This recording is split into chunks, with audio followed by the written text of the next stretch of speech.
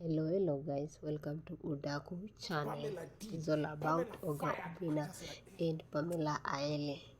So we shall discuss the reason why Oga Obinna did not analyze the issue concerning why he fired Pamela Aele. As we all know, during Dema Facebook time alisimamishwa kazi na hata Obinna hakuongelea. Aliambia Baba County aongelele same na situation ambayo imefanyika na Pamela. Ameambia Diaperman aongee kuhusu mambo ambayo ilifanyika kati ya Pamela na Mnezi, na tunajua kwamba Diaperman akiongea tu hivi atakuwa attacked na online people, so it is better Diaperman anyamaze.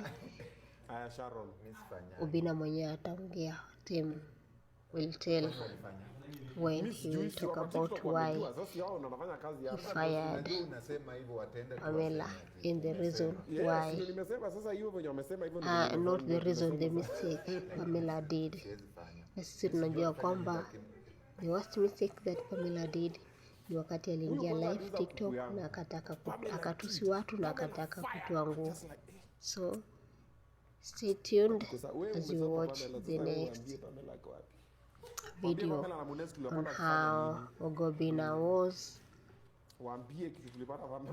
telling Diaperman to address the issue concerning Pamela and Mnezi, but Diaperman refused and said that he don't want to mess with online people. You please guys. Facebook kwanza TikTok watenda tu wakati tu hizo party zenye mimi nimesema na mimi sijasema, mimi nimesoma tu.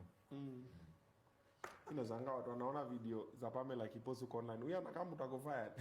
Mkiona hiyo furahi huko, but iko tu sawa. Tuendelee. Wewe usijaribu kufanya kitu Pamela na Mnezi walifanya na Katrina, sawa? Aya Sharon, mimi sifanyangi.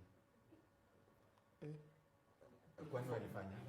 Mimi sijui, si watu wa TikTok wamejua. Sasa wao wanafanya kazi hapa. Sasa boss, unajua unasema hivyo watenda tu waseme ati umesema. Yes, nimesema. Sasa hiyo venye wamesema hivyo ndio venye ndio nimesema sasa.